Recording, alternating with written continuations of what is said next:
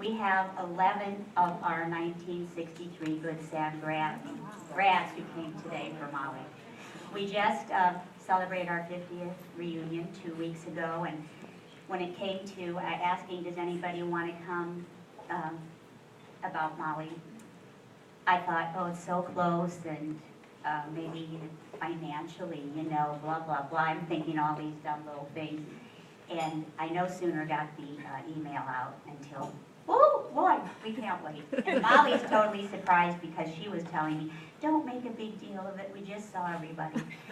Anyway, at this table we have Molly's husband, her two daughters-in-law, my husband, and one of my daughters who asked if she could be included today as well. So here we go.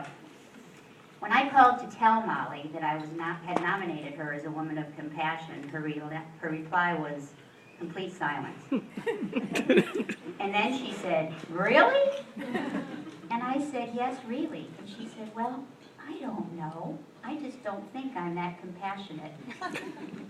Well, Molly, I can personally attest that you do absolutely deserve this honor and recognition. Molly and I met in August of 1960 as first-year students at Good Samaritan School of Nursing.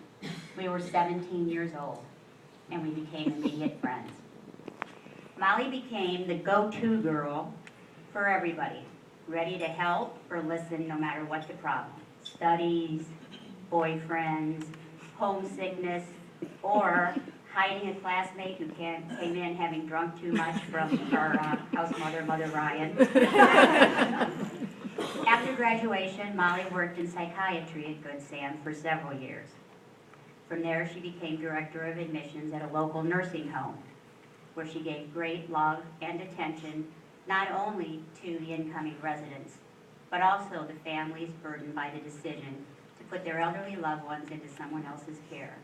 She still frequently counsels families facing this dilemma.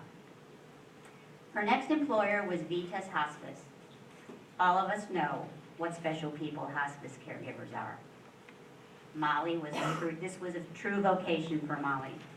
She became an expert in the field of caring for and counseling patients and families facing terminal illness, death, and grief. Ironically, while still at hospice, Molly herself was diagnosed with advanced stage breast cancer. Her first worry was, how will Dave and our kids handle this? Never poor me or bitterness. After the initial shock, there was no stopping Molly and her doctor when it came to aggressive treatment. After her mastectomy came multiple chemotherapy treatments that were extremely tough. The following radiation treatments were worse. She seldom complained and never lost her sense of humor. After her first attempt at playing golf during a brief remission, she called to let me know how it was. And I said, well, and she said, it was awful.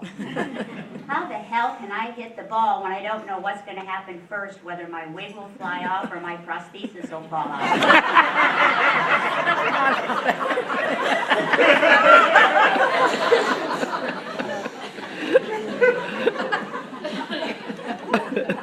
After a year of several difficult treatments, tests proved that they had not been successful.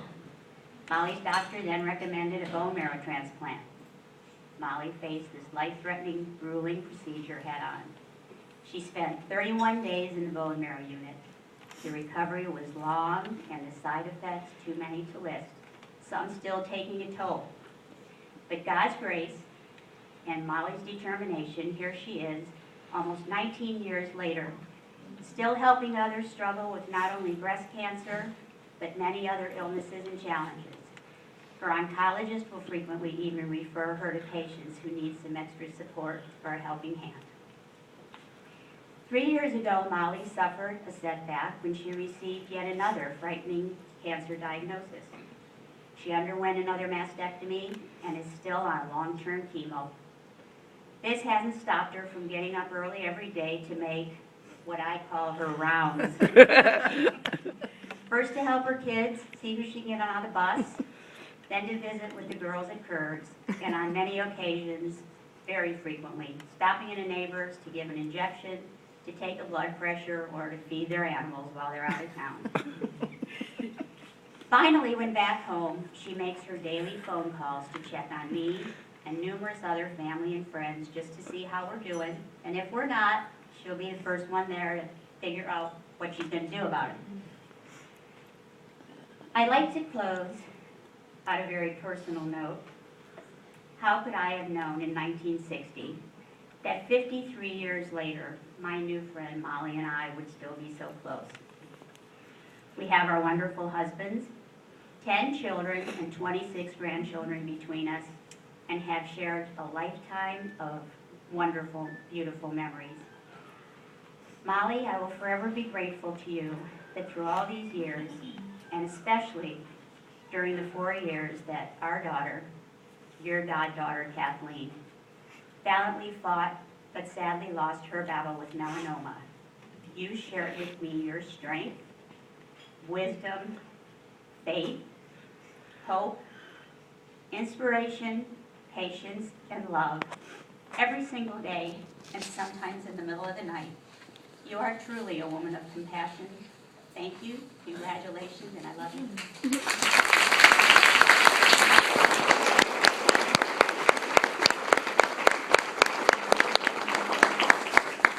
Now, how is a person supposed to answer to any of that? I have no idea. I was sitting there thinking, how can this be? I don't deserve any of this. I love everybody here.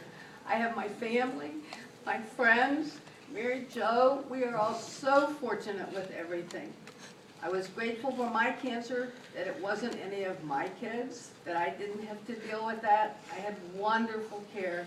I'm very fortunate. Thank you all for everything.